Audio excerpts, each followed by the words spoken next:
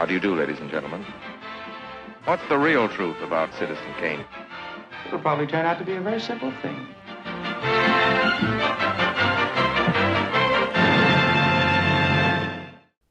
Hey everybody, we hope you're doing well. I'm Parker. And I'm Max. And welcome back to another episode of Better Than Citizen Kane, the highly subjective show where we look at a movie and ask that titular question. Each week on the show, we take a movie, old or new, criticized or praised, and look at it through a collection of criteria to determine our answer. If you like Citizen Kane, that's fine, because we're not here to hate on it. But when every movie ever made is a reasonable contender for the title of greatest film of all time, you have to wonder, is there a film better than Citizen Kane? So get ready to give yourself up and find yourself again as we become disciples of Wudon and soar into our discussion of Ang Lee's fantasy adventure romance epic, Crouching Tiger, Hidden Dragon 2000. Very nice, very nice. The 2000 makes it sound like it's like set in the future, like it's Fantasia 2000. Like there was an old one and they were like, well, it is. Now it's in the future. Max, did you not watch the cyberpunk cut of this film? Oh, no. We should have checked. Oh, man. Welcome, everybody. Glad you're here. Everybody. First little bit of this is probably going to be, we'll probably be giggling a bit to ourselves because in an industry first, I forgot to press record on the Zoom link. So we had audio, but not video. And we got maybe 10 minutes into our discussion. And then I realized I had made a terrible mistake. Yeah, it was a terrible mistake. It was. Hey, at least it was only 10 minutes and not we get to the end of the session and be like, Max. Oh. I think it's great. And again, like you said, when it happened, it's been over a year and this is the first time that's ever happened. So I don't allowed blame to you. make mistakes. Whether the please. listeners blame you will be determined. Oh, okay. We can put out a poll. Maybe on your deathbed, you'll drop a snow globe and say, Crouching Tiger, Hidden Dragon episode. And they'll go, what? What does that mean? What is that? It's the thing he lost. Oh, indeed. First take of Crouching Tiger, Hidden Dragon episode, he says to himself as he dies. Yeah. Lost media. Congrats. We finally have one. In the modern age, Kane's true Rosebud would be lost media, obviously. Rosebud's the show that he watched when he was a kid, and he's like, I don't know what happened to it. Was it real? I don't know. Anyway, Crouching Tiger, Hidden Dragon, everybody. Yes. Well, I'd never seen this before. Mm-hmm. It is my dad's favorite movie. That's so interesting. I love that. Yeah, Parker's had so much time to process it, but it's still so interesting. It's still. It is my dad's favorite movie. I mean, I think it probably changes. It's in flux, you know how sure, it goes. but it's like in that rotation. It's in the rotation. Sure. So I made the trip down to my parents' house to watch this with my dad because it would have been dumb to watch it without him because he's literally wanted me to watch this for so long. And so I did. I went down and I watched it with him. But I talked you into it first. Well, that's the beauty of this podcast. And that's what comes up every time we watch a movie that one of us or both of us haven't seen before. It's just like, oh, this podcast actually gives like a reason to finally get around to that one movie you haven't gotten around to yet. That's true. So yeah, I watched it. I mean, I'd seen like Tree Fight before, I think, and I knew that they floated around, but I didn't know much about this other than that. Gotcha. And I vaguely knew that Michelle Yeoh was in this. And so watching it for the first time was just really, really cool. But Parker, I believe I'm getting some sort of like I'm kind of like a psychic. Yeah. I'm sensing that you have seen this before and you might have Max, watched it at around age 12 or 13. I would actually be so interested, Max, based on your psychic abilities. Why don't you tell me my history with this movie? Parker, I'm sensing that your grandmother had a copy of this at her house, and before you watched it, you would look at the cover, and therefore maybe, and correct me if I'm wrong, maybe the imagery of this film is tied to kind of the sensation and the scent of your grandmother's house. Whoa! How does he know? How does he know? That's crazy.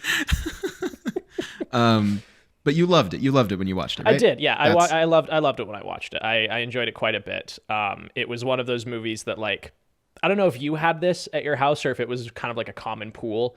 My house was such that, like, there was the family movies, like anything in like the cabinet of like DVDs, and then my parents had their movies in their room. They had like a little stack of like, okay, those are mom and dad's movies. And like, you know, eventually we would age into being able to ask to watch those. But like, that's, my parents had Crouching Tiger in their room because they would watch it together. Right. but it wasn't like in our family cabinet of DVDs. Well, it's PG-13, Parker. True. Yeah. Gotta keep an eye on that. Yeah. But yeah, I remember I liked it quite a bit when I watched it. I just thought it was really interesting. Probably one of the first like martial art movies I'd ever seen. Yeah. Like it, not martial art movies that came specifically from like, China's film industry, I should say specifically, because I'd seen a lot of stuff that's influenced, but right, because this is kind of like a dual production between like an American production, like a Chinese production. Is that correct? There's I think it's either 6 or 7 production companies involved with this to get it across the finish line. It's kind of crazy. Yeah. But yeah, I really enjoyed it growing up, and it's one that has kind of slotted into my rotation every once in a while. Every few years, I'll revisit this one. When I'm in the mood for this movie, I usually end up watching Hero instead. Interesting. Yeah, and I think this is the better movie, but like Hero's cinematography just knocks me on my ass. Like the use of color in that movie is incredible. Yeah, interesting, especially because, and I want to ask you about this, Parker, because you gave this film 4.5 stars, right? I had seen that because you watched this like a week ago, right? And I watched it last night, and you had given it 4.5, and I was like, oh, interesting. And then when I watched the movie, I went, is this 4.5? And I went, no, it's 5. And then I woke up this morning, and you had updated your review to 5 stars. And I'm just curious because I did tell my dad, I pitched my dad on what I thought Parker's 4.5 star reasons were. But I'm curious to hear from you. It was literally why it was 4.5 and then why you bumped it up. It was one of those things where I had prepped myself knowing that I had seen this movie and you hadn't. And I was like, if I waltz into this full chesting 5 stars and you're like, I don't know, it was like 2.5. I didn't get it. It wasn't for me. I don't know. Like, I just didn't want that kind of contention between us, so I was like, I have to find something I don't like about this movie. Parker, is this because we watched That Thing You Do and I gave it 3.5? I don't want to talk about it. Okay. No, okay. That's fine. It's just maybe we'll get there. Maybe we'll get to that a little later. Who knows? Who knows? Who's to say? Who's to say? I'm getting a psychic vision. Man, he's of the really future. Wow, Max. Did you get like Akira style powers between the last time I talked to you? It's because I watched Crouching Tiger, Hidden Dragon, and it opened up my mind, and now I see the future. But it was literally just that I was like, okay, because previously I'd given this movie 5 stars last time I watched it. Right. Before the most recent one. And so I was like, I should probably try to find something about this that I don't like, something that I could talk about as like, I don't know, could potentially... Which was if I had to pick something, I was like, I don't know, maybe like the pacing with like the extended flashback. Like if I had to try and find something. You clocked that, huh? That was my guess. Yes, that was my guess. I told my dad, I think Parker will say the pacing in the middle flashback dragged for me a little. Did you predict that because you feel similarly or because like you've just got such a lock on what you think my opinions are? I mean, I think it's a mix of both. I think watching that flashback, I was kind of like, oh wow, this is going for a while. But I think for me, I gave this 5 stars. I think for me, it was just a matter of adjusting my expectations. Because going into a flashback, I almost expect it to end at a certain point, and I was surprised that it was still going. But once I adjusted my expectations, and as I was looking back on the movie once it had finished, I went, well, I don't really know where else you'd put that. And I felt like everything that they put in there was very, like, well done and very necessary, and, like, I should never have really questioned it at all. But I think that as a first-time viewer, I was like, wait, what? And then I think it was just a matter of, like, okay, actually, like, the structure of the movie, like, works for me. Yeah. And then also I just feel that when there's a movie that we really like and I go, Parker, and you go, that just kind of dragged for me. I feel like that's Parker's number one enemy with films that are good. It's just every once in a while, there's just a little hiccup. Yeah.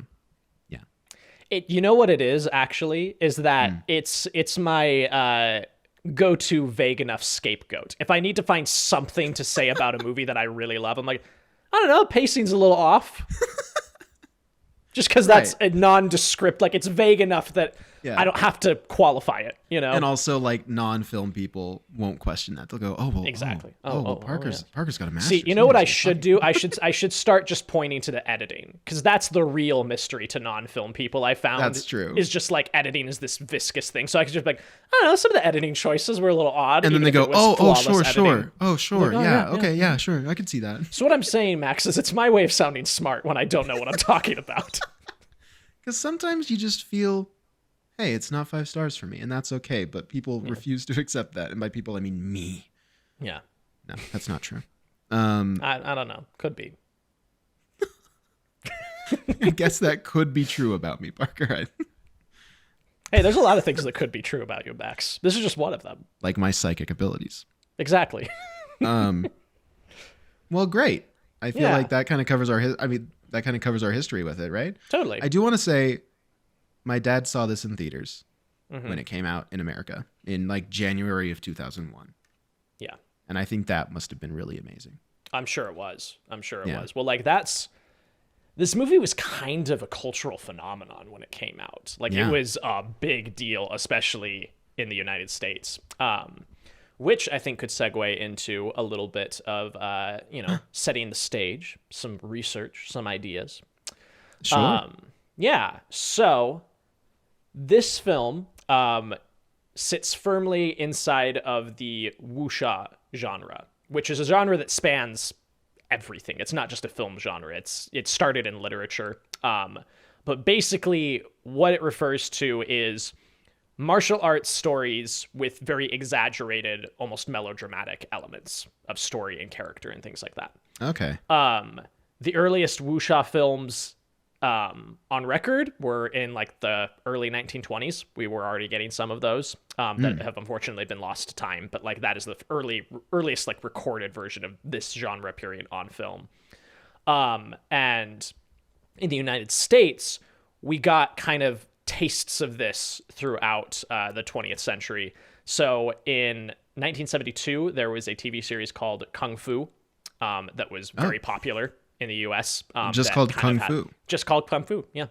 All right. That was very, very popular in the U.S. and had a lot of wuxia elements. And then obviously the 90s, you get elements of that in things like Mortal Kombat and The Matrix as kind of big westernized versions of those ideas. Like importing those ideas over into Western media. Yeah. So that's kind of the genre that this all exists in. From there, we need to get to know our director a little bit better, Ang Lee. So Ang Lee is a filmmaker who, up to this point, and even still now to a certain extent, is kind of known much more for his character dramas than anything else. Like I was talking to my dad about this because I think the first Ang Lee movie I would have seen was Sense and Sensibility. And then we were talking about it while we were watching Crouching Tiger, where I was like, what? I couldn't remember quite the timeline, but I was like, isn't it like Sense and Sensibility, this movie, Hulk, Brokeback Mountain? And it's pretty close. And that's how it is. There's like another one that's like called like The Ice Storm or something with Elijah Wood, like a young Elijah Wood. Yeah, there's something in like the middle. There's stuff in between Sense and Sensibility and this, but they're very, like you're saying, they're very like character drama. Totally. Yeah. And I think the first film of his that I had seen was probably Life of Pi. Yeah. I don't know that I'd seen Sense and Sensibility before I saw Life of Pi. Yeah. But yeah, so like, yeah, there's 2 films between Sense and Sensibility and this, which is The Ice Storm and Ride with the Devil. Okay. Yeah. Those are the 2 in between this. I also want to shout out his work on 2003 Hulk with Eric Bana, in that he is like his approach to that film. And it's very divisive. A lot of people really don't like it. Yeah. But he like really delves into the character of Bruce Banner. Like he's very interested in that. And I just think like he has a character sensibility, and I especially want to talk about that in relation to this film as well once we get there. Yeah. But yeah, okay. So he's more known for his character dramas. Yeah, he's much more known for his character dramas. And had made films. He's always been straddling between making films in like the Chinese film industry and as well as the American film industry. To the point that like his co-writer and producer on several of his films is an American screenwriter who wrote this film. And so they work together a lot. And at a certain point, from what I could gather, there wasn't like a specific production that he attached this to, but like sometime around Sense and Sensibility of like 1995, one of his friends came to him and was like, hey, like, you've always wanted to do like martial arts movies. Like that's been like, I know you well enough to know that that's been like a childhood dream of yours. You should read these books. And so there's a series of Chinese novels by Wang Dulu, which are known as the Crane Iron Pentology. There's 5 novels which were published from 1940 to 1944. Crouching Tiger, Hidden Dragon is the 4th novel in that series. Gotcha. And what's interesting about them is, as I understand it, they were serialized for publication in papers. And so that made adapting it a little bit interesting because there's a lot of inconsistencies. Because, like, yeah, weekly over the course of, like, you know, those 4 years, this is being sent in as a column. And so there's character inconsistencies and plot inconsistencies throughout that, you know, made it a little bit challenging as they were going to do the adaptation. But so he brought these novels to him. He's like, hey, you should check these out. He decided that the 4th one would probably make the best movie. It's a very loose adaptation of the book, as I understand. The characters are there, the themes are there, but it's not necessarily a one-to-one faithful adaptation of what's going on in the book by any stretch. Sure. But I thought it was interesting. I mean, that's how adaptations should be, in my opinion. Yeah. They should never be one-to-one. Right. We have the one-to-one. Go read the book. Yeah. You know? Yeah. I agree. The title, Crouching Tiger, Hidden Dragon, comes from a Chinese idiom, which is talking about someone's hidden talent or strength and essentially saying, hey, like, don't underestimate people. So that's where, which itself is derived from like an ancient Chinese poem, I believe. Okay, cool. So that's kind of the context of the title and all that. But yeah, so again, the timelines aren't specific, but he read this book like 4 or 5 years before starting the process of making the movie. And what's interesting is that wuxia as a genre is, as Ang Lee describes it in an interview, he talks about how it's kind of like the pulp novels of Chinese culture. Like that's how these were viewed. I was going to say, like, especially with just like how they were written into a paper, like that feels very, like there's a lot of kind of like novels and pulp novels from that time in the United States as well that were similarly written in that way. Exactly, yeah. So he's like, culturally, that is like the closest equivalent that we have in the West is kind of a pulp novel. I mean, even like kind of the mystery structure of the first part of this movie feels very, like I was thinking, watching, I was like, this feels very pulpy. Like this feels very like, you know, there's a cop who comes from another town to try and find this same thing. And like, it's just these two people trying to figure that, like, I don't know. I don't think that I'm not saying that there needs to be like a direct tie as far as genre, but like, I don't know. I also noticed that. So I think that's interesting that, I don't know. Yeah. Just a thought. I agree. Just a thought. Yeah, just a thought. So what's interesting about this is that he's like, okay, I'm going to do a couple more Western films, Western being in the Western hemisphere, not cowboys. But he said, I'll do one more Western film, and then I'm going to go back and fulfill this childhood dream of making a martial arts movie and doing it like full blown in China, you know, all of this stuff. So he did one of those movies that was in between, Ride with the Devil, is kind of his first foray into action. It's a Civil War film. Okay. And that's kind of what he got, you know, that was the year before. That was 1999. So he starts cutting his teeth a little bit on action, getting a little bit more comfortable with that, and then saying, okay, I think I'm ready. And what's interesting is that in the Chinese film industry, it's the fight choreographers who really direct action movies. They're not usually like, you know, they are action directors. And even on productions where there is a director for the drama sides of it, they are not involved at all with the way that the action set pieces are put together. There's literally an action director who is credited that way, who takes care of all of that stuff. And the credited director has very little involvement. Ang Lee didn't want that. He's like, I want to be fully involved with this. I want to make this my movie, and I want to be as, you know, a part of that process as possible. Right. Which was kind of bucking the norm of the time. And so he sat down and started really trying to figure out what he wanted to do with it. And his approach was something we hear a lot nowadays as, you know, a kind of comparison that people toss around, but was a little bit newer at the time.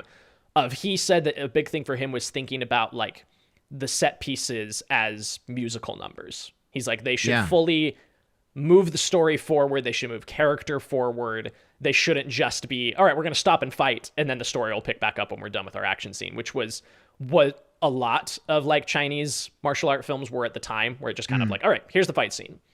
And he had a really interesting quote about it that I need to see if I can find. Basically, like, he talked about how he wanted the fights to be physical conversations. He's like, they should still function as dramatic scenes. Yeah. They are speaking through action, and they are communicating information to each other as well as communicating information to the audience, which I thought was really cool. So he sat down with his screenwriter and producer that he's worked with before, James Shumas, and he, which I thought was interesting, they wrote the entire script in English first and then translated it into Mandarin afterwards. Oh, okay. And what was interesting is that throughout the script, whenever there was an action sequence, he would just write, "They fight." And then on the cover page, he left a note for all of the investors, and it just said, "Just trust me, Aang would do the most brilliant fighting scenes in the history of cinema." And that was the script they sent around to people. So it was a very short screenplay. But part of the reason that they did it this way is because they needed money. Originally, they needed $12 million. And at the time, you just weren't getting that kind of money from a Chinese production company. And so they realized, okay, this is going to have to be a joint production. And as I understand it from what they were talking about in the interviews, a lot of these films at the time almost operated the way that a lot of animated films did, where there wasn't really a script to be had. It was sort of, they would plan it out with storyboards and figure out with the beats, and there would be sort of an outline document, but there wouldn't be a screenplay as we know it. And that's why James came in, because he's like, if we're going to US investors, we need to give them a script. They have to see something. So that's why they did all that. But with that approach, they didn't want to lock themselves in on what these action set pieces would be. So it is just, they fight. Wow. And I just thought that was a funny little antidote that he puts at the top. Yeah. Just like, hey, trust me. It's like, trust me. It's going to be cool. Yeah. It's going to be cool. It'll be okay. That's interesting. So I thought that was really interesting.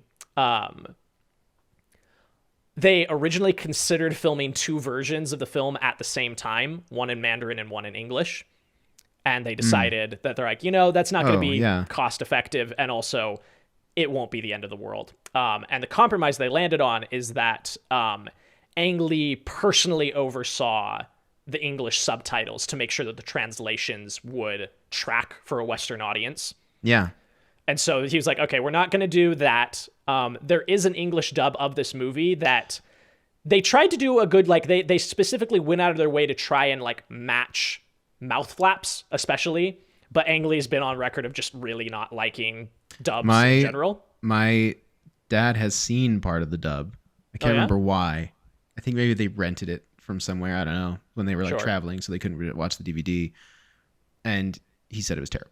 So yeah, I'm sure it's not great. I imagine it's not great. Yeah, so I thought that was very interesting. So they kind of get off to the races, and they start trying to find their stars and bring people in. And the way that they sold Michelle Yeoh on the movie is that she spoke with Ang Lee and James, the screenwriter, and James's pitch to her is that he's like, this movie is going to be Sense and Sensibility with martial arts. Like, that is, he's like, it is fully a character piece that has action in it. It's not just action, which she had done up to this point. She was a huge star. And the James Bond franchise had really gotten her a leg up in America, and gotten her familiar with Western audiences. And so she has talked about how she was really drawn to it because she's like, oh, I actually get to do acting on top of all my great martial arts stuff, which she's amazing at. Yeah. So that was really big for her. I thought this was interesting. I didn't know this. It's the same fight choreographer as The Matrix. Oh, wow. Yeah. A man named Yuen Wo-ping. Okay. So he did all the fight choreography for The Matrix, and then Aang scooped him up right after for this. Wow. And That's like a yeah. bonkers back to back. Isn't it Like as far nuts? as like That's leaving a mark on like crazy. cinematic history, like to do The Matrix and then this is wild. Yeah, dude just left like the biggest impact on action movies of the turn of the century. Yeah. It's really crazy, like, and he's a like, director in his own right. Shaped the 21st century's like action choreography. Totally. Wow. Yeah, so that was really interesting. Chow Yun-fat had mostly done gangster films up to this point. Okay. And he was really interested in the idea of, learning martial arts. He trained for like 6 months before they even started filming, just to like get comfortable and be able to appear as, a master of his art and craft. I want to specifically shout out his performance as like he conveys like the calm and collectedness and like confidence of his character unbelievably well. Like I feel like you see that character all the time of like, like quiet master who's like going to like take you down, but is very like cool and calm and very like still. But it felt different with him. I don't know. Like he felt like so believable and unreal in that role, especially in that last fight against her. Absolutely. Against Jen. But yeah, he's incredible. I completely agree. So they ended up with 6 production companies around the world involved to get this movie across the finish line. And they ended up with a budget of $17 million. And off of that budget, they grossed 213 worldwide. Yeah. Yes. This thing just blew up. It was the first foreign language film to make $100 million domestically in the US. Wow. Okay. It was a big deal. Yeah. It ran in theaters for like 36 weeks straight. Just did not leave. Oh, sure. And yeah, it was just really, really great. They shot for 5 months. The first sequence that they shot was the flashback in the Gobi Desert, all of that stuff. Okay. Which was very challenging for them to do because it's very remote, to the point that at a certain section of filming, a sandstorm occurred, separating a section of the crew from the rest of the group, and they were lost in the desert for 2 days. Oh my God. Yeah. Holy shit. Yeah, pretty crazy.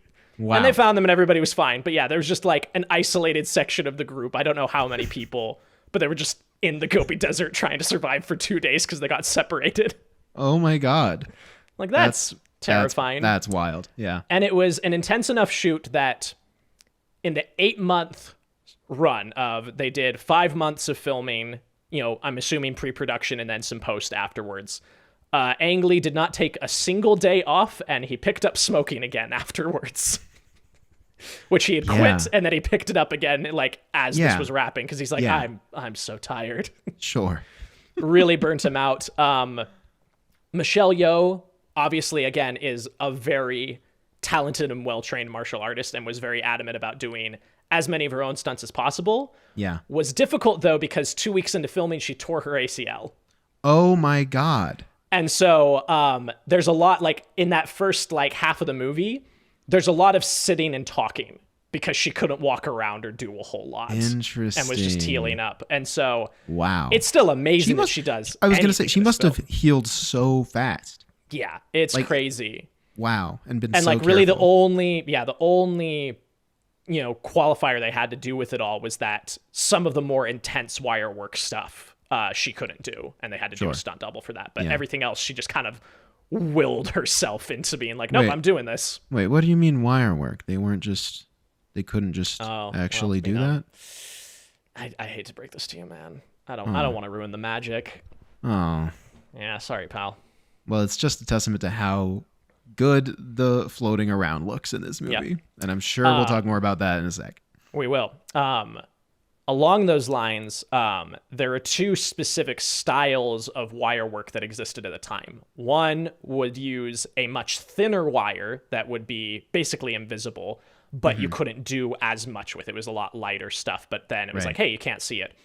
And they opted for using really thick, heavy cables that were super visible, and then they cleaned it up in post because they're like, we want to do some crazy shit with this. Yeah. And so they did. Each of the main actors had their own assigned rigging team that would be responsible for making sure that they were taken care of.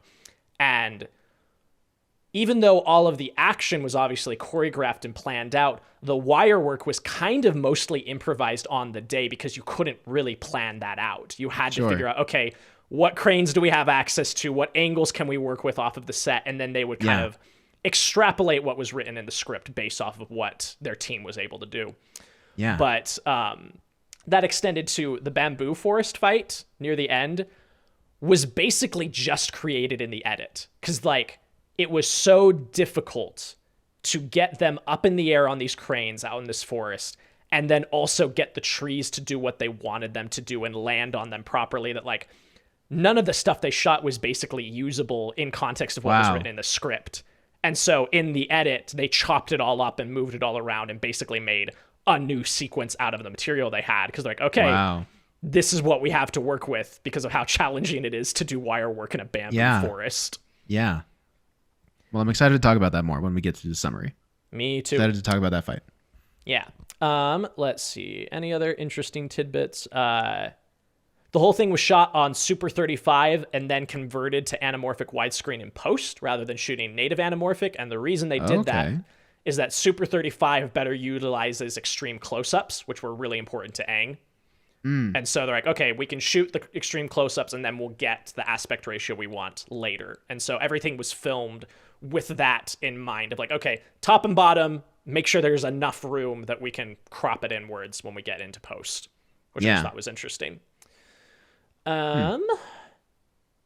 know, it was incredibly well received at the Oscars. It was nominated in 10 categories, including Best Picture, Director, Adapted Screenplay, Costume Design, Editing, Original Song, and then it won Foreign Language, Art Direction, Cinematography, and Best Score. Okay. And it picked up everywhere else. Like, it was huge at the BAFTAs. It did well at the Golden Globes. It was all over the place. The composer also won a Grammy for this, which I thought was really cool. That's cool. Wow. Yeah.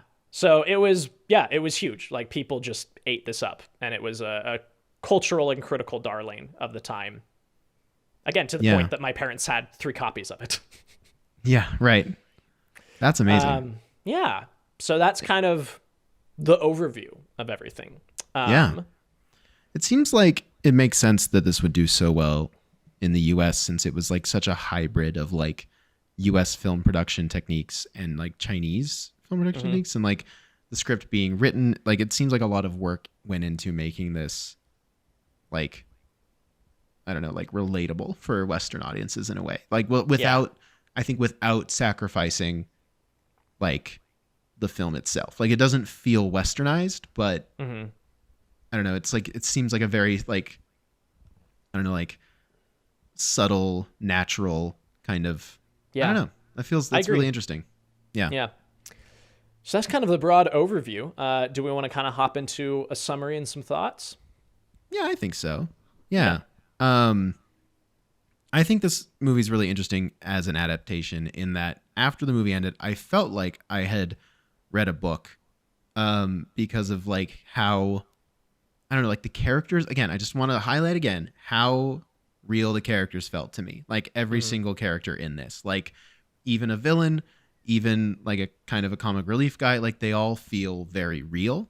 And that feels like something that would come out of a book. So I was very interested to hear that like this isn't like a very like straightforward adaptation. The original book had a lot of like character inconsistencies because this felt so solid in that way. And I was also very impressed that it still managed to come across as feeling like a book, you know, complimentary. I mean that in a good way, without any narration at all. I think that's also really amazing. I think it's a really great example of like explaining of exposition and like explaining things that have happened without over relying on just like, and now we're going to sit and tell you everything. And I think it's kind of a balancing act because obviously there are things like they need to explain like, you know, this happened to me, this happened to me, but it feels like it usually happens at pretty good times. And they also take care to never explain a lot of the magic stuff in this, like the fantasy elements. Like they're never like, and we fly because we move with the wind. Like it's not that. Like they explain character backstories and that's it. Right? Like it's never, and it's like conversations that real people would have, I feel too. So I just wanted to like get that out there before we do a summary together. Does that sound good? That sounds good. Because it opens with what is his name? Li Mubai. Thank you. And he is a famous warrior who is coming into town to drop off a sword to Michelle Yeoh's character, whose name is Qian Lu? Wait. Shulin. No. Shulin. Apologies. I'm going to leave the names to you. That's okay. But he's bringing it to Michelle Yeoh because he's like, I have seen this blade bathed in blood far too many times, and I don't want it anymore. Yeah. So you need to take this to... What's his name? It's Surte. Yeah, Surte. I don't know. It's like, because I want it to go somewhere safe, and I don't want anyone to use it. Right. Basically, right? And you kind of get the sense that they're like, there's something between. There's them. some chemistry. There's some chemistry there because, at one point he's like, yeah, I went to be like a monk on a mountain, and I meditated for a really long time until I reached something. And Michelle Yeoh was like, enlightenment, and he was like, no. I didn't feel the bliss of enlightenment. It's like, I felt sorrow. It's like, and it was because of something I couldn't let go of. And one of my favorite things about Michelle Yeoh's character in this movie is just her obliviousness to this. She kind of just looks at him and is like, She's and then like, and then the conversation changes. Yeah. And she's like, you can see her dying on the inside herself, but she never clocks that he feels the same way. He's like, oh, something I couldn't let go. She's like, I've got something I can't let go of. Can't imagine what yours is, but whew. I have no clue what you're talking about, but mine is very specifically something I don't want to talk about right now to you. Exactly. Also, Parker, can we talk about the Green Destiny really quick?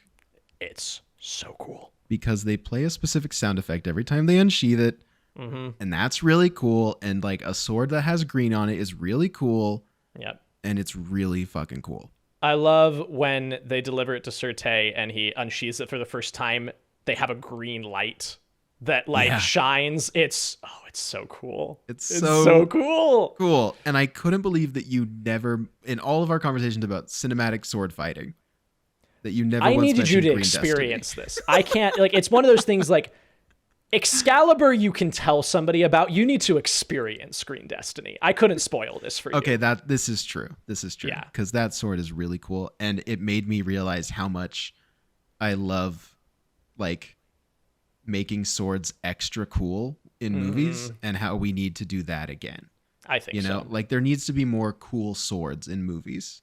Just have a character who's like, and this is the most powerful sword in the world. And you go, yeah, absolutely. Yeah. Even though this movie makes a point of being like, I think Surte tells the Governor Yu, he's like, but again, the sword won't give you any power. Yeah, it's who wields it, because the governor's like licking his lips, like being like, "That's a really nice sword," and he's like, "You can't do shit with this."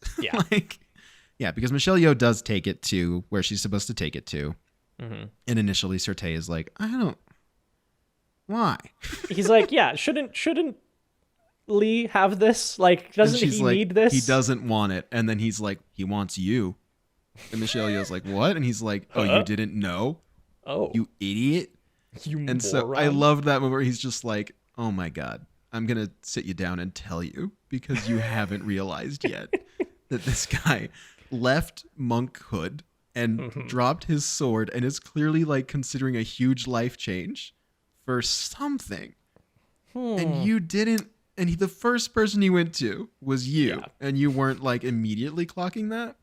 Yeah, and she's really still funny. Just kind of like, what? No, what?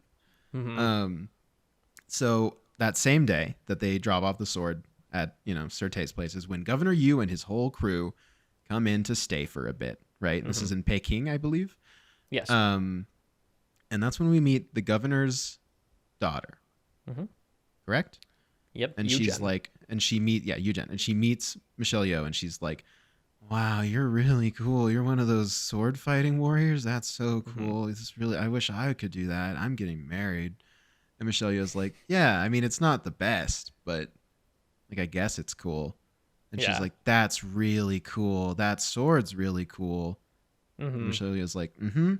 And that's kind of their interaction, right? Yeah, and like it was interesting that Ang Lee talked about that, like, something that drew him to the story that he wanted to extrapolate based on, his own experience and his expertise as a director, is that he's like, so much of this movie is about like freeing oneself and societal repression and things like that. And he's like, specifically, you see these two characters, these two women, one is being suppressed by society in a very specific way of like, you are going to marry and that is your life. And then Shulin is being repressed by her own, like, she's repressing herself and her own feelings of like, she could tell Li Mubai how she feels. And she doesn't, because she's like, no, and she gets into that a little bit later, like why she can never do that and all of her past history. But like, I thought that was interesting of like, he really latched onto like these two women as his way in on the movie. He's like, I know how to tell this story. Like these two I can do. Which is so cool, by the way. Mm-hmm. I think this movie rocks for that. Like, but I was telling my dad as well, like, it also doesn't feel like this is a movie about women. Like it is. Mm-hmm. But it doesn't feel like it's capital M movie about capital W women, because also every character is incredibly well fleshed out. Like, it's not like, and the men, whatever, it's like, no, every single character in this has so much going on. Yeah. So that night, we meet, what's his name? Bo? Is that his name? The security guard guy? The security guard? It's, Sai, I think it is. Oh, okay. Inspector Sai. Yeah, Inspector Sai, I think. Okay. Yeah. I don't know where I got that from at all. That's right. But I really love this. Bo is the guard. Bo is like the main security guard at the place, not the. Was I thinking of the wrong character? I'm sorry. I thought you were talking about Bo, the police. The security guard. You're thinking of Bo. I thought you were talking about the police inspector. The guy who's kind of like all muscle, kind of dumb. He's muscling his way through this. So, and also there's just a lot of cuts to like other characters that don't come into play for like a hot minute. Yeah. But they're just like, this person's around, and you go, wait, what? And then they're like, all right. Yeah, we'll get back to that. Don't worry. Don't just you like worry. A lot of people like peeking over rooftops, and I'm like, wait, who's that? Mm-hmm. But yeah, Bo is kind of like, doing his guard thing, and then something flies past him in the background, and he goes, huh?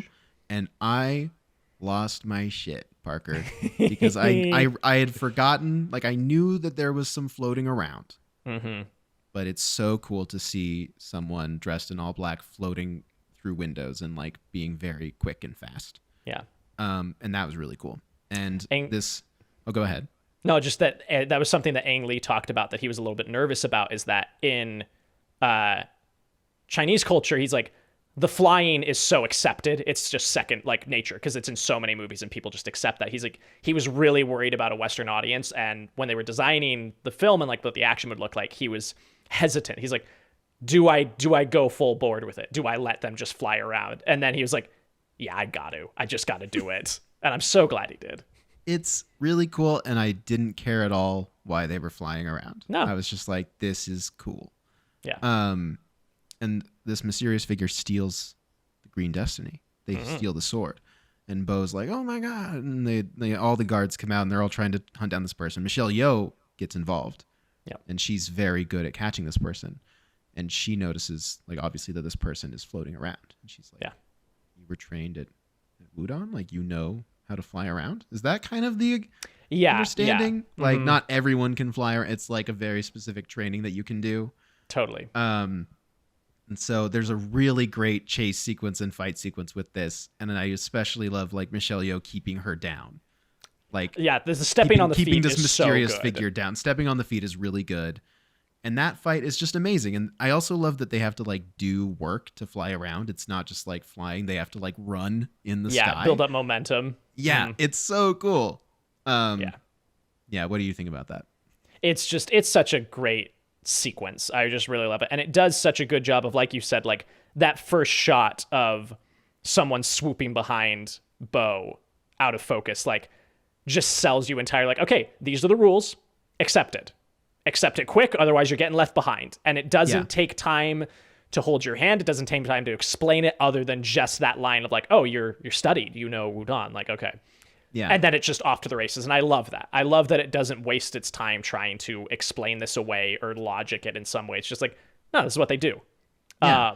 It really reminds me of, and I don't want to be that white American guy. But it also reminds me of like the approach to Star Wars. Of like, just we're dropping you in the middle of this story that you don't know the backdrop of, and you're just going to be like, okay, there's this, and this. It's not even just Star Wars. It's just like good storytelling. Yeah. We don't need someone to sit the audience down and go, okay, everyone, here's how it works. Yep. You need to know this. Otherwise, people on the internet will be like, but how does that plot hole? How does that work? And so I just love watching a movie that's just like, here's the world. Here we go. Yeah. So yeah, that fight sequence happens. Someone else fires a little thing at Michelle Yeoh. She catches it. And then the sword thief gets away. Yeah. Right? That's kind of how that ends. And while Bo is chasing them around, he follows where the thief disappeared to, and it happens to be at like the section of the compound that the governor is staying. And so he's like, something's up. Yeah. So the next morning, it's kind of like a little mystery setup where it's like, is this person really attached to the governor? Michelle Yeoh's keeping her cards close to her chest. She's like not talking about it really, because she has kind of a theory. Yeah. Right? Yep. Yeah. And yeah, she's been spending time with Jen, and Jen idolizes her, loves her lifestyle, is like, we're sisters now. Like that's, I fully, like, this is how I feel about you. At a certain point, Shulin opens up about, she's like, well, clearly like you and Li Mubai care about each other a lot. And she's like, it can't happen. Like I was engaged to his best friend and he died. Yeah. And we feel this way for each other, but we can't disrespect his memory that way. So we can never do anything about it, is kind of the conundrum that they're sitting in, right? But as she's been getting closer to Jen, she's like, you're unhappy with being married. You're clearly like, she watches her do calligraphy and makes a comment about it. She's like, hey, penmanship, not that different from swordmanship. And Jen's like, huh? Oh no. Oh no. Oh no. So that's kind of what's going on. There's a really great scene where she comes over for tea and deliberately drops her teacup, and Jen just like snatches it out of the air. And there's just this like silent exchange between the two where it's like, oh shit. Yeah. We also get a scene between Jen and someone who works for the government. Yeah, like her. I believe. Yeah. She's I don't know the exact. We won't. I can't remember the exact like. Yeah, she's basically like a handmaiden to Jen. She comes in and they kind of share a glance about something too. So that's What happens from there, Parker? I believe what happens from there is that like Bo comes to Certain and is like, hey, I think they might, like you were saying, might be connected to the governor. He's like, that's a ridiculous accusation to be throwing around. Like, that's dangerous. Yeah. And then Lee comes back to help in the investigation. He shows up and she's like, what are you doing here? He's like, well, I heard there was trouble and I want to help. And also, like, I just kind of wanted to, maybe because she's like, you didn't come back for your sword. And he's like, no. He's like, I didn't even know that was happening. Like, I came to see you. Yeah. And it's cute. It's very cute. Yeah, it is very cute. Is this around the time that Bo goes and looks through town and he sees a man and his daughter sharpening some weapons and he's like, what's all this about? Well, I think because he runs into them that night and he's like, what are you guys doing here? And they're like, none of your business. And then they disappear before he can. And so then he spots them in town again. And he's like, what's going on over here? And then later they're coming back in and he's in their house. Yeah. And this is where we learn that, well, also Lee talks about how his master was killed by the Jade Fox. Yeah. Who is kind of the prime suspect. They're putting like wanted posters around. Yeah, there's like wanted posters around. And Jen and like the handmaiden are like, this spells trouble. And I was like, actually, that probably spells wanted Jade Fox. But since you said that, I think you're probably I'll believe you. You're probably connected. That's really funny. But yeah, Lee talks about how he's like, Jade Fox killed my master right in front of me. And I will avenge him. Yeah. Right. So that's kind of the setup there. Meanwhile, Bo is talking to this man who's like, yeah, I'm a police inspector from like another like province. Yeah. This is my daughter. He's like, I'm looking for, because Jade Fox killed my wife. He's like, so I'm looking for her. And so everyone's kind of like, Jade Fox definitely stole the sword. And that night, right? It's that night that they've prepared their like thing, and then Jade Fox appears. Is that where we're at they did, already? yeah. Okay. I think so, because it's we don't get. This is the flashback is after all this, yeah. Yes, it is. Yeah, okay. it is. Okay, so we haven't hit that yet. It's not for yet. a minute. Yeah. Yeah, but we do know at this point, like we fully confirmed that Jen is the thief. Like we've like locked in with her at a certain point. Yes. Yeah. Yeah. So, probably from like the teacup thing. Like we're aware. Yeah. Mm-hmm. So they set out, and Jade Fox is there, and they start fighting Jade Fox. And Bo is a real dummy who charges into everything, very poorly. Yeah. And this fight isn't going super well. No. Yeah. At which point Lee appears, Mm-hmm. and Lee's like, Jade Fox, I'm gonna fuck you up. Yeah. And he's like, you killed my master. And she's like, well, he was an asshole. Like, like he wouldn't train women. Yeah. He slept with me, but he wouldn't train me. Right, because he didn't believe that women could learn this. Mm-hmm. She's like, and that's really messed up. Yeah. And he's like, well, we're gonna fight. And they start fighting. Mm-hmm. And there's kind of this like group effort, during which the Inspector Sai dies. Yeah, gets a freaking blade to the head. He gets his own blades knocked back at him, just stuck in his head. Yeah. Real bummer. Real bummer. But while this fight is happening, also before that happens, because these three are fighting Jade Fox, and the sword thief appears, and Lee is like, why do you have that sword? And then they fight a bit, and he's like, oh, you're good. He's like, you're good, but you need like proper training if you want to use that sword properly. He's like, so I'd like to teach you.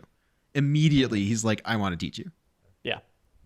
And Jen is like, no. No. Basically, I don't need you. I don't need anybody. No. And then she heads off with Jade Fox after the inspector is killed. Yep. She's like, we can't go. And Jade Fox is like, we're going to kill them all. And she's like, no, we got to go. Yeah. And they leave.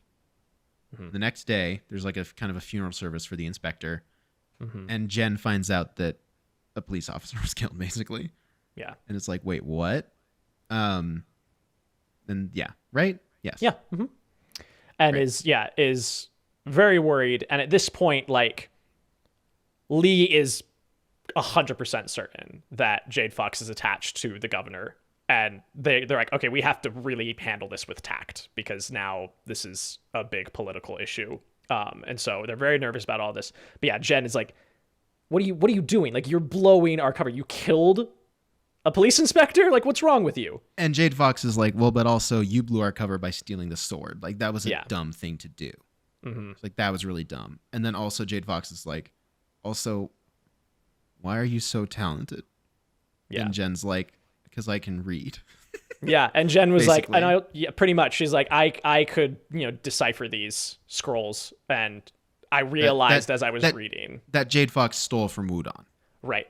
And she's like, I realized as I was reading, like, I passed you at the age of like 12. Like, you haven't had anything to teach me for years, and I've been basically teaching myself on the fly with these scrolls. And Jade Fox very emotionally is like, I can only understand the diagrams. Yeah. And like, I thought that, and like Jen's basically like, leave. Like, I don't need you anymore. Like, yeah, you're gone. You're done. Outgrown you. Yeah. And it's like kind of an emotional moment. Like, yeah, it is. It's also, again, like Jade Fox is also not just like cackling witch villain, which I was kind of expecting, but she's literally like, no, that guy sucked and I killed him. And she's kind of right for that, like, yeah. It's not just like black and white. Like, it's very just like all of these characters have motivations that make sense, you know?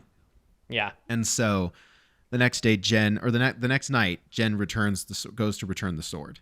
Right. And Lee's waiting. Yeah. And he's like, please let me teach you. Yeah. Like, you need help. And she's like, I'm not going to do that. I'm not going to do that. Yeah.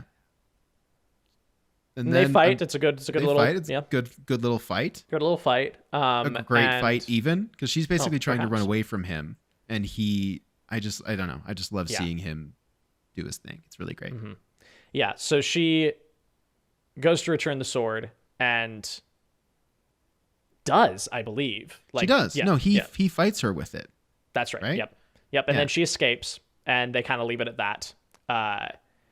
And then that is when we get Lo comes back. So the guy with the little blow dart shows up, breaks into her bedroom and asks him, he's like, hey, let's leave together.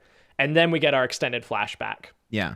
Which, do we also get the scene where Michelle Yeoh and Lee talk about where she comes out and she's like, "You're using the sword again. Does it feel good?" And he's like, "I'd be lying." I can't remember if that it's either right before this or right after. I this. think it's like, yeah, it's somewhere. Okay, yeah. But the flashback. We'll talk about the flashback then, and then just assume that it happens after. But right. But yeah, so we've got this extended flashback of how these two met. Which was also hinted at earlier in the movie. Jen has kind of a brief kind of dream of the desert. Yeah. Because they had to travel through the Gobi Desert to get to like this new Peking, province. right? Yeah, this new province. So, yeah. So there's a flashback, Parker. Talk about the flashback.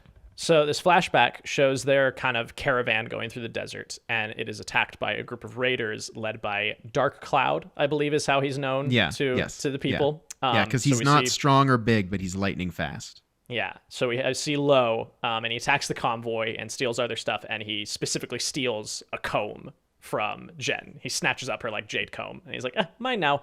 And that really pisses her off, and she steals a horse. Her mother is like fainted, incapacitated, like fainted from the attack. So she's like, all right, I'm out of here. Yeah, I'm out of here. And there's a really great shot where like she steals a horse and then she's riding it, and as she goes past a dude with like a spear in his chest dying, she grabs the spear and just chases after Lo, which is really it's like, whoa. And they just have this really fun like horseback fight between the two of them, doing some crazy shit, man. She's like firing arrows at him and then transitions into like the spear jousting. He like flips himself around on the horse to get a better like grip of the spear and takes it from her. Yeah, like at a certain point he goes around the front of the horse and like bounces up and around and does like a somersault to turn the other way. It's just like some crazy horse gymnastics going on. Yeah. They fight, and eventually like both of their horses bail out. And she's still just coming for him. And at this point, he's like, hey, let's just calm down. And she's like, no, I'm going to kill you. Yeah. And they both just get super worn out. And it's a really, I always love a good fight where people just get tired. And by the end, they're just like flopping over. And they're just like, I can't do it anymore. There's a lot of that. Yeah. And she passes out, I think. Like she doesn't hit her head. I think she's just like exhausted, right? Yeah, because and also the whole time he's like, "You're gonna get tired. Your horse is getting thirsty. Like you need to stop." Yeah. Also, there's a brief moment where before she fights him again, she runs into like a group of the raiders with all this stuff and just hops off her horse, and they all like start to like come at her, and she's just like ready to take on like 30 guys. Like she's just fully ready, and then Lo is like, "Hang on." I also love in his gang, there's like one Scottish dude. There's just like one white guy in amongst everybody else. And I'm just like, what's your story? How'd you get here? How'd you get there? Yeah, that's interesting. Yeah. So she passes out and she wakes up in like this cavern, cave. His man cave, essentially. And she's all tied up and can't move. And he's like, hey, like, relax, take it easy. Like, nothing bad's going to happen to you. He specifically said, he's like, she looks really nervous. And he's like, if I wanted to, I already would have. Like, right. I'm not going to take advantage of you. Relax. Yeah. And so they kind of very slowly start, acclimatizing to each other. At a certain point, he's like, you need to bathe. You need to take care of yourself. And so he's like, I'm going to let you go. I'm going to take you out of your rope. He's like, go bathe, go take care of yourself. And I'm going to sing so you know where I'm at all times. I'm not going to sneak up on you or anything. It's very charming and very silly. And he goes out of the cave and is like cooking dinner for the two of them. And she comes out and just whacks him over the head with a rock. Yeah. Just knocks this dude out. Yeah. And goes to run and then realizes that she's like, I don't know where I am or how to get home. Like I am completely lost. Yeah. Not unlike that portion of the crew. Indeed. Yeah. Not unlike the crew. And he comes and finds her and he's like, will you take it easy? Like, just relax. All right. Yeah. Don't get yourself killed. Okay. But also like you are keeping her. Totally. No, but he like his reaction is so chill compared to like what their actual circumstances are. Yeah, like he's always just like, can you just like chill out and not try to attack me because I kidnapped you and took you to my cave? Yeah. Like, can you just be chill? Can you just chill for a minute? And I'm like, please? yeah, I understand that they have like sexual chemistry, but I'm like, I understand where she's coming from, and I think you need to be a little more like recognizing where you're at, dude. But yeah. And at a certain point, they're hanging out and they get in another fight.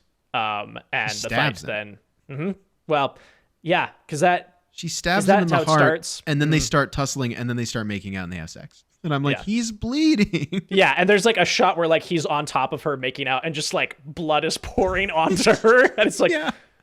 I guess if you're into that, go nuts, guys. What you're into, I guess. Yeah. Yeah, you do you. Yep. So then after that, like it transitions, and they're just hanging out or whatever, and he's telling her about like how much he loves the stars, And they're in love. and they're in love. Yeah. Yeah, and so they have their nice little meet cute moment. And there's a She's line like, that I really you're just like. a little boy who still loves the stars, and he's like, no, I'm I'm a a man. and I've found the brightest star of all. Yeah, cute. Like, aw. Aw. And that's like it. Like that whole thing happens, and she. Well, at the end of the flashback, she's gonna go back. Like her people are. Okay. Well, yeah, because her father's men are looking for her, Right. and they escape to like a green valley. And eventually Lo is just like, you gotta go back, I think. He's like, because like, imagine if we had a daughter and she was gone, we'd want her back. Yeah. He's like, so you should go back. And she's like, okay.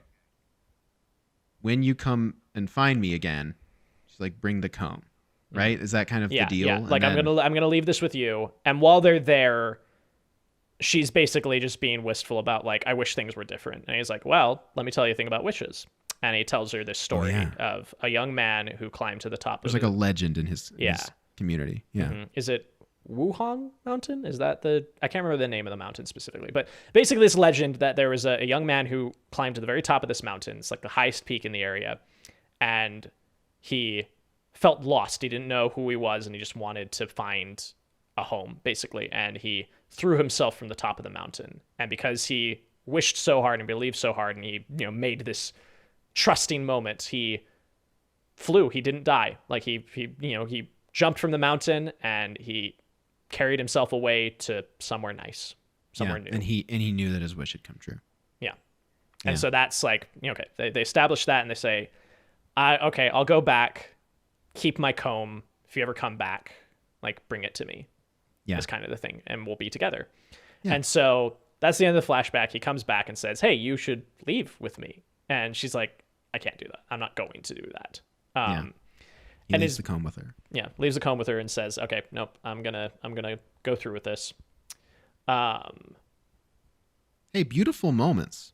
Yeah, beautiful moments. Really nice moments, Parker. Nice romantic flashback, Parker. Don't you think? Mm-hmm. Okay, great. And then there's the scene that either happened before or after this that you mentioned with Shulin and Lee talking about the sword.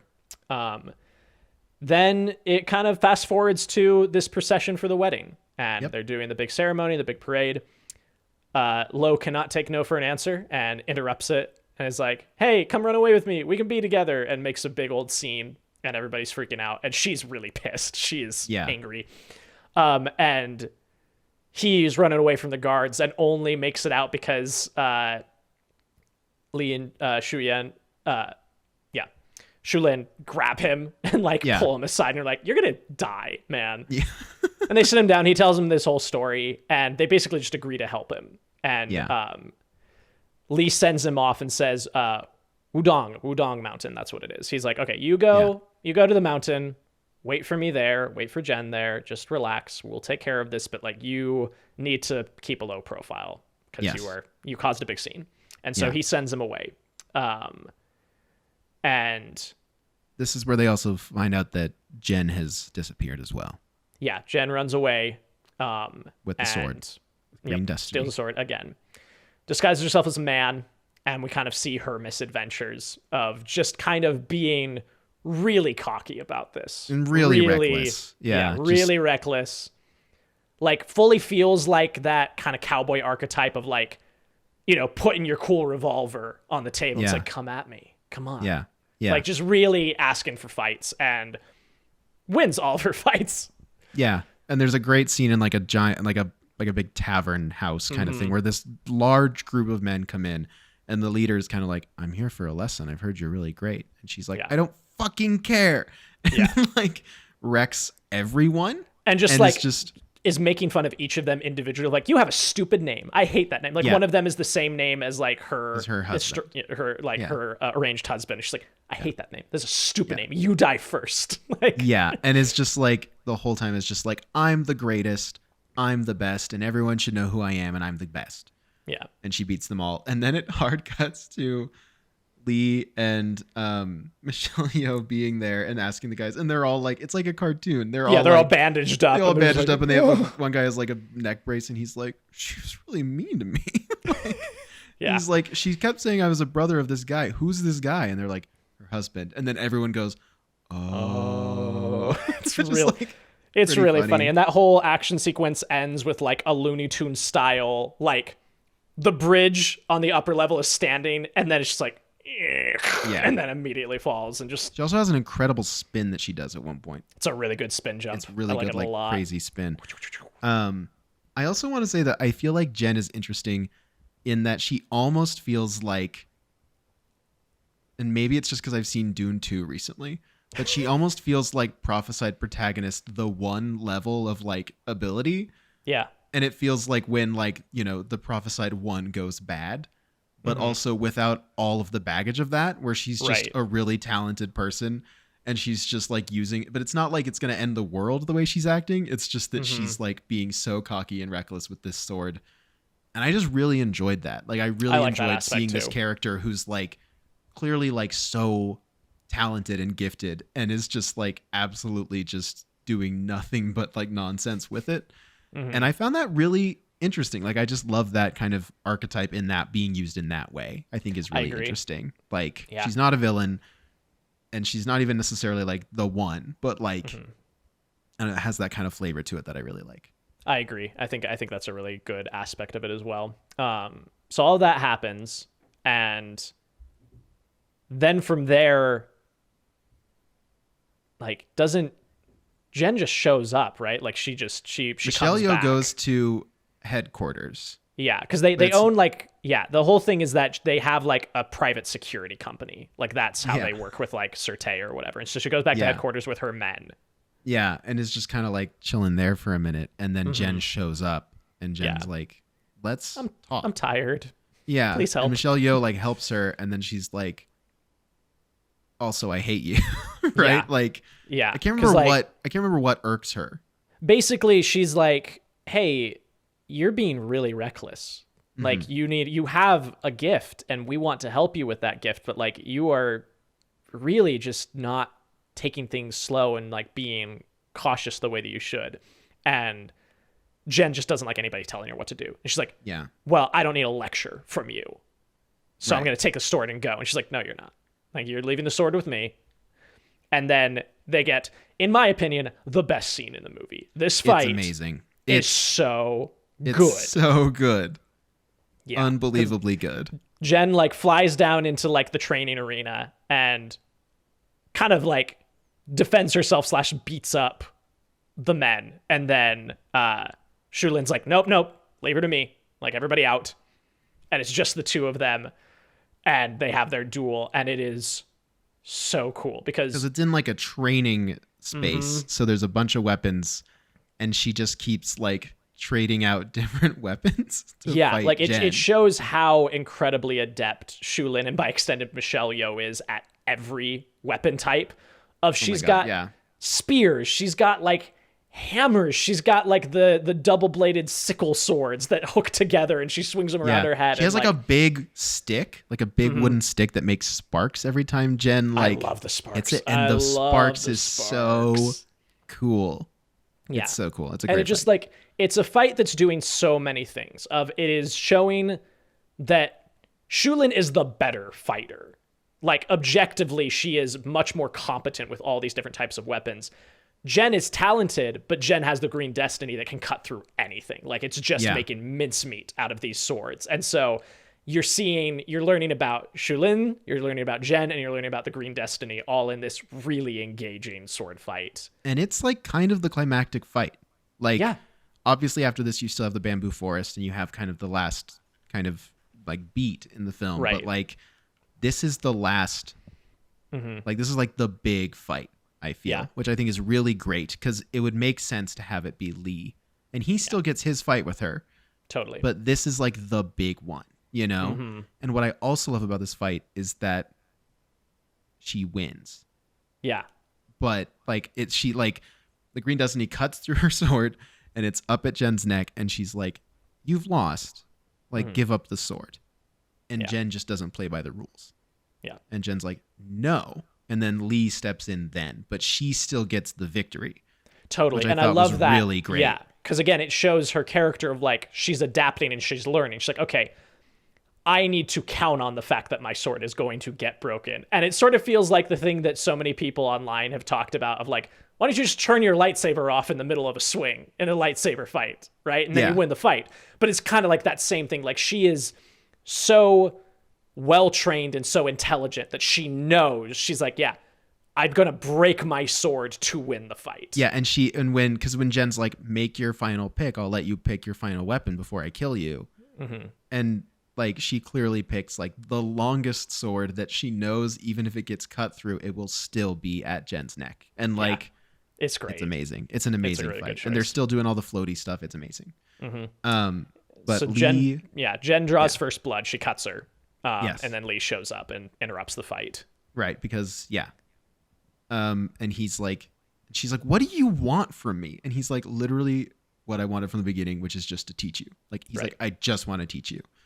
And one conversation earlier on that we forgot to mention that kind of plays into all of this is that like he tells, because Shulin's like, "Why? Like, I know that she's talented, but like, why are you so fixated on this?" He's like, "Without proper training, she's going to become a poison dragon. Like, she is too skilled to be left alone," is basically the whole idea behind all this. Right. Yeah. Kind of like you were talking about of like the one gone bad, right? Right. Yeah. Yeah. Totally. At which point Jen is like, "Okay, well, come get the sword," and then runs out into the bamboo forest and he pursues. And it's really interesting. And it's especially interesting after what you said of like, they had to cut together an entirely new sequence. Because what comes out of what they ended up getting is not like an objectively good fight. Yeah. It's a lot of like bamboo trees bending down. They're missing each other. But what it does show is Lee's like complete control. Totally. Right? Like what he talks about of like action. There is no action without reaction. There is no, like, he says that in their first fight. Mm-hmm. And here we're seeing that exemplified of like, he's balancing on a tree and Jen is desperately trying to like kick down at the tree to like make him lose his balance. And she's really struggling and he's just very still. Yeah, he's like standing straight. He's got the sword behind his back. Yeah, which is so cool. It's a great pose. Oh my God. Looks so Good cool. Fight pose. And then he just steps off the tree and it like, like it's such a, again, like you talk about like the fights showing character. I think every fight with Lee especially is really good. But this one in particular is like a final showing of like, this is what I'm trying. Like he's also doing this to show her. Yeah, like he's still teaching her. This is what I'm trying to convey to you is like, you are so good, but you are terrible at this because you like you're aren't off balance. Properly. You're off balance. You're you're off kilter. Like you're incapable to be the best you can be. Totally. And that's all just very interesting. And at the end, there's that really great moment at the end of kind of the fight, after flying through a bunch of branches and stuff, of like her being like, "Well, okay, if you can take the sword from me in 3 moves, you can teach me." And then he basically he like kind of smiles and then he just moves behind her like really fast and just takes the sword from her immediately. Like one move, like one motion. So just...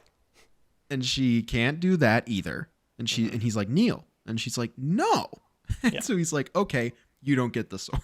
He's like you were misappropriating, like you think that all the power comes from this sword and that's what makes you skilled. And if you think that, you don't deserve it. And he just throws it. He just throws it away. Throws it into the river. She pursues it. She's swimming after it. She gets it. She dives down a waterfall. Yeah. And she manages to get it, but she like kind of drowns a little bit. Yeah. Right. And so then suddenly he's like looking down at her and then Jade Fox swoops in. And picks Scoops her up out of the water. Scoops her up out of the water and they fly away. Yeah. That scene has probably my favorite shot of the movie, which is just a wide of like this little pool by the river and a big rock. And the pool is so unbelievably blue. And they like fly in and skip on top of the water surface and then land on the rock. Okay, yes. I also, it's my favorite shot in the movie. Them like kind of stepping off of the water is so cool. It's amazing. It's so cool. Yeah. Even just like the shot of the sword entering the river is such a cool shot of like the camera up, locked in, and just the sword just like, really great. Jade Fox is in like a little cave somewhere else, and she's like, you need your rest, but really she's drugging her. Yeah. And then Lee and they find them pretty quick. Right? Like Lee ends up there, and Jen is like, do you want me or do you want the sword? And he's like immediately like, something's up. Yeah, like she's like wobbling, she can barely stand. Yeah, and he's like, oh, you're being drugged. Yeah. So he like takes her deeper into this cavern, and then he senses something, because we saw Jade Fox like loading these poison needles or whatever. And this is like an amazing shot too. Of like him turning around, Jade Fox like shooting all of those and coming at him, and him just like I don't know. I'm sorry, it's all really the sound cool. effects I'm doing in this audio format, I'm sure are really great for everybody. But he deflects all the needles, and it's really cool. And then he shatters her sword, and the pieces of her sword impale her, like come out the other side like bullets. Just shred this woman to pieces. Yeah. And he gets her. He got her. Yeah.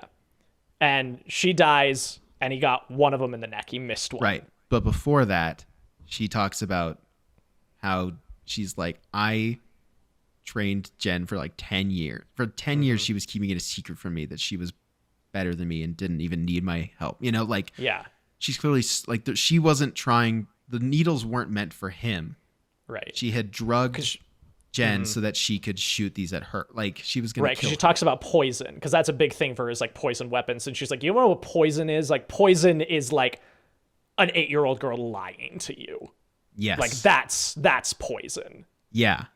Which is a great line. It's a really great line. And so she was planning to kill Jen, and he's like, but I killed you. And then she goes, yeah, and also you're going to die. And she points out the needle in his neck, and he pulls it out. And then she dies.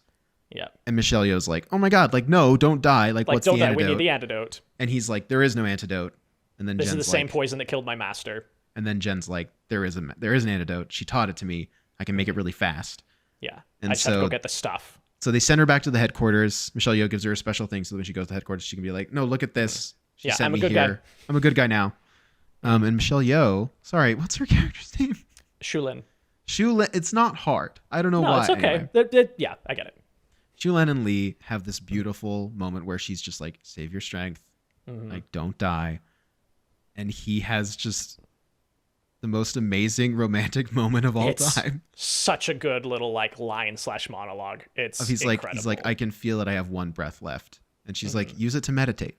Like, that's what you love. And he's like, no, not really. Not really. And he has this beautiful monologue kind of moment, a little moment, where he talks about how he's like, I've wasted my life. He's like, I've left you always. I will not be a lonely spirit because I've had your love in my life. Like, yeah, it's my Letterboxd review. I was like, no one should ever settle for anything less than this. Yeah, like, I would rather be a wandering spirit by your side than enter heaven alone. Like, yeah. Oh. It's so good. It's really good. He dies.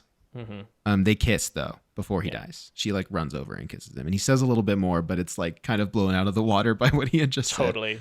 And Michelle Yeoh's acting in this scene is unbelievable, and I also want to give a shout out to her because obviously she's amazing in this. Yeah. Everything that she's doing here is so good, and she's especially like, I don't know, it's just wonderful work from her and from everyone, but from her and Lee as well. Like, they're both just unbelievably good in these roles. Yeah. So he dies. Jen comes back with the stuff. Like, he's gone. Yeah. Michelle Yeoh like gets up, takes the sword, and like swings it. And Jen is basically just like, okay, I'm gonna die. Kill me. I'm gonna die. That's fine. But she stops right before she like hits her neck. Yeah. And she's like, basically, it's just like, be better. you know, like, just like, be true to yourself. No matter what life path you choose, be true to yourself. right? Yeah. And then that's the last we see of Michelle Yeoh. Yeah, she takes the Green Destiny back to Surte, and that's the last we see. Yeah. Yeah. But she tells Jen that Lo is waiting for her at Wudong. Yeah. So she goes to Mount Wudong and finds Lo, and they have their reuniting. And they spend the night together, and then he wakes up and she's gone. And he finds her out on the bridge, like overlooking, this giant valley. drop, the valley. Yeah. And like they're just standing there, and he kind of knows, like you can kind of sense that he knows what's about to happen, and she just tells him like make a wish, and he wishes to be in the desert together forever, happy. Yeah. And she jumps off the bridge. Jumps off the bridge and flies down the mountain. And that's the end. That's the end of the movie. Something that my dad mentioned with this was interesting, where he was like, it breaks my heart. He's like, because his read is that the legend is not, like, obviously it's left up to interpretation, but he's like, she feels so awful about what she did, that she, and like everything, that she can't even live with herself. Like for her, she doesn't know if that's true, if the legend is true. And it doesn't really, like, she's doing that, right? Like I don't know, but like, what's your reading? What would you like to think? I don't know. I can totally see that read. And I think I'm like a 50-50 split on it between like, that is the reality versus like, there's so much talk, not just with them about the legend, but just this idea of like enlightenment and letting go and all of these different things that like, it feels like it could definitely possibly be what's going on, and that like legend is true, that she's flown off to some other place. But if nothing else, like I think it is like a metaphor for that enlightenment conversation at the beginning of the movie of like, she is letting go of Lo, she is letting go of everything, her mistakes, of her past, and ascending essentially. Yeah. What about you? What's your read? I don't know. I think I'm kind of there with you. I think I'm kind of like I like that enlightenment comparison. But it still makes me sad for Lo, because either way, his wish isn't coming true. No. Because she's either dying or, enlightenment, which requires letting go of that, Right. But he kind of smiles as he makes the wish. I don't know. Yeah. I don't think it matters. That was a good question to ask. But I thought so. Yeah.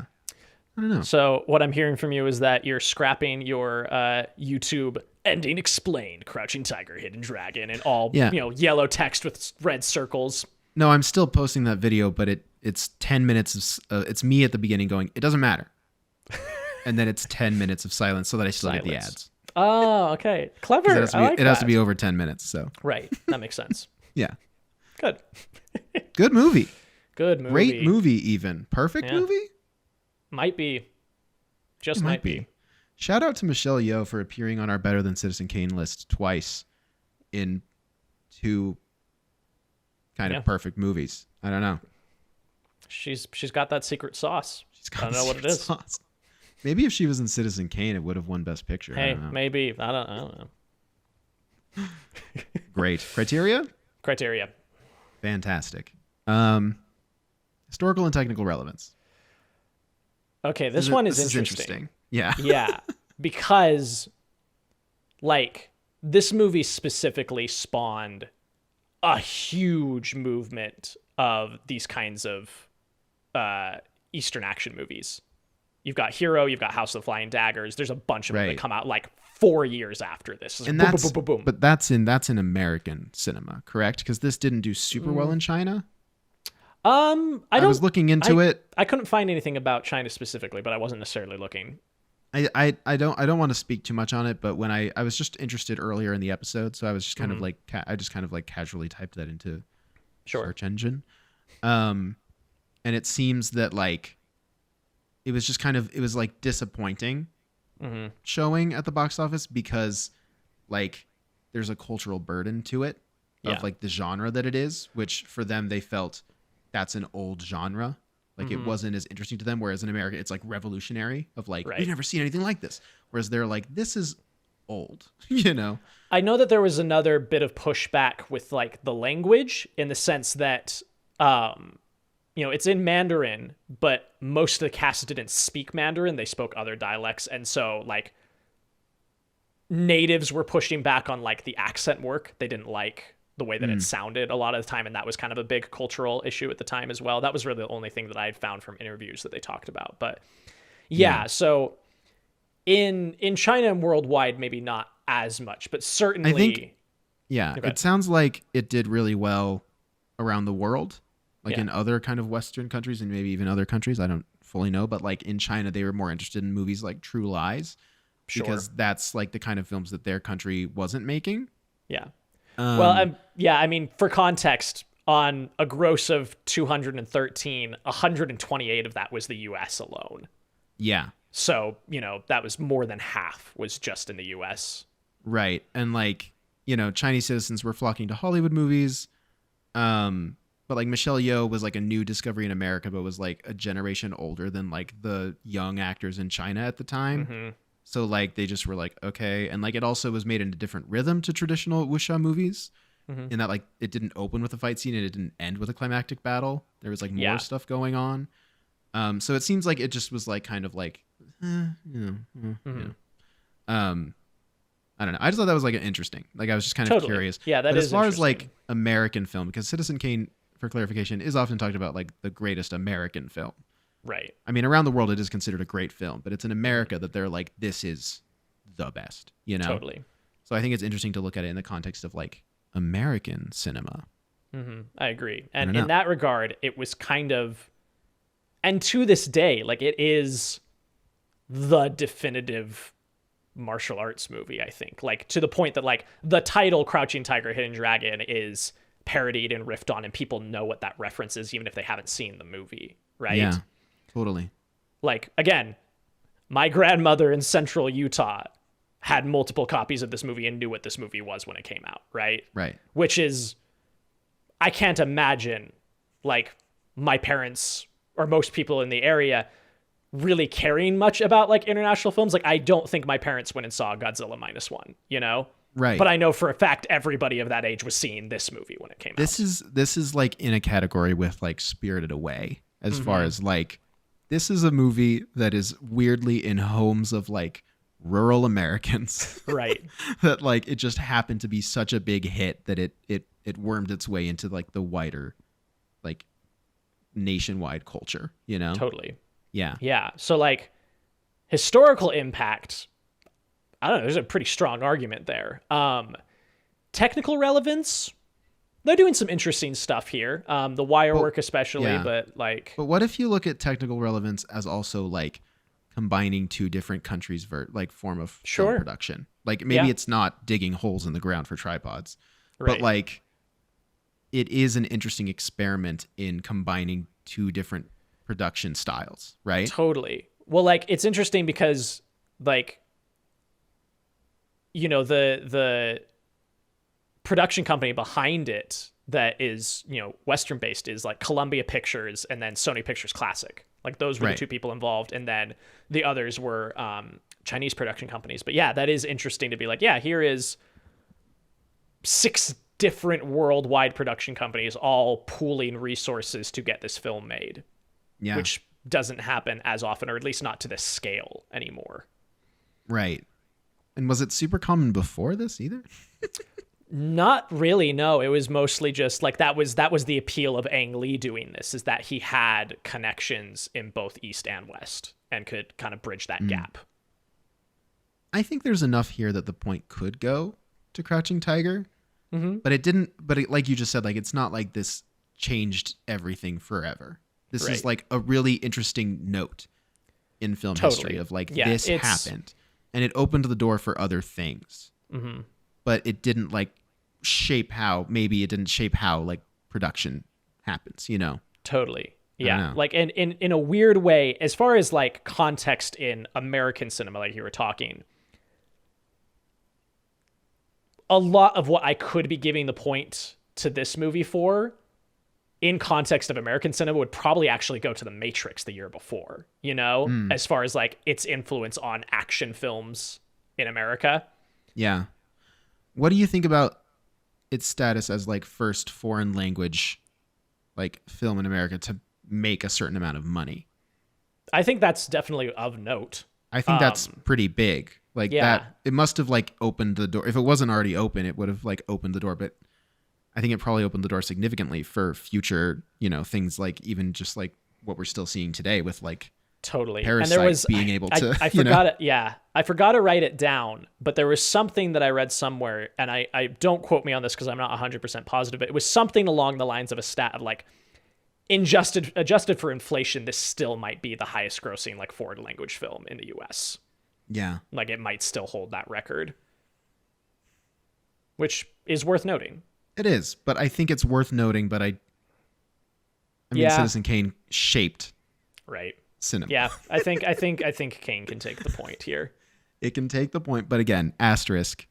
Yeah. Crouching Tiger, Hidden Dragon's achievements are very impressive and worth note. Totally, 100%. I agree. How well do you think it's doing what it's trying to do? Flawlessly. Like, yes. I think if Ang Lee's goal was Sense and Sensibility with martial arts, I think he killed it. Right? Because like you were talking about, like the pushback that it got of like, it doesn't open in with action sequence. It opens with 5 minutes of people talking. It's like, it's an Ang Lee movie. Yeah. Like that's what this is about. And I think like if that was his goal of marrying his style of these kind of grounded family dramas with this childhood dream he had of doing a really fantastic martial arts movie, I think he killed it. I think he did too. It's a really fantastic martial arts movie. Yeah. Yeah. And I think even just like success as an adaptation of something, it's a really good adaptation of work, even though, because as we define adaptation, we met in an adaptation class, like I think this is a prime example of what an adaptation can do and be. Totally. All right, here's my way of pulling it all back around for you because you kept harping on this point. I would say I prefer the extended flashback in this to the extended flashback in Citizen Kane, which is kind of the whole movie. So there you go. Okay, yeah, I agree with that. I think that's great. Yeah. So. But Parker, imagine if the flashback in this was Lien. And what if it was them going around and interviewing people in the Raider group of like, and what did you see? And them being like, well, I saw them have sex one time. And they go, wait, what? But like, so who was Doc Cloud? I don't think we'll ever really know. Silly. Yeah. Okay. I think the point goes to Crouching Tiger. I agree. Personal enjoyment. Yeah, emotionally connecting. I connected with this hardcore. I mean, every time there was a good action sequence, I went, whoa! Mm-hmm. And I felt the tragedy at the end, and I felt for the romance. The melodrama lands. Melodrama lands. I did have like a harder time with like the Jen and Lo melodrama, just because I was still like, this is kind of like captor romance story, which is like kind of tired for me. Yeah. But again, that's my own shit, and that's completely forgivable, and it still worked, and it was that I was like, this is great. Like, I think it works. Yeah. Yeah. No, I can see that. But I would also give the point to Crouching Tiger. Yeah. Oh, if I wasn't clear, I give it to Crouching Tiger. Yeah. Yeah. All right. So that's 2-3. Taking a step back. 2 out of 3. Yeah. Taking a step back. I think it is. I don't know. I think this thing's firing on all cylinders. I think it is. Yeah. I think it is better than Citizen Kane. I agree. I think Crouching Tiger, Hidden Dragon is better than Citizen Kane. There you go, folks. Fantastic. Okay, Max. So the next time we are posting an episode is April 1st. Mm-hmm. There's nothing weird about that day. It's just a normal day. I just wanted to point out that it's April 1st. Yeah, no silly stuff happens on April 1st. No silly stuff happens on April 1st. Why? Do you expect something silly to happen? No, I just in case people wanted to, mark their calendar by listening to this podcast, you now know, 2 weeks from now is April 1st. Right. It's April 1st. And, but we will be doing an episode that day. Yeah. So there is something kind of silly in that there will be an episode. Right. Do you want me to, I mean, do we have, it might just be an episode. We might just be talking. I don't know. I don't think it's just any episode, Parker. No? Ladies and gents, this is the moment you've waited for. I hate you so much. Just get ready, Parker. I've already written the intro. Next time, everybody, please prepare your hearts, your eyes, your ears, and your minds.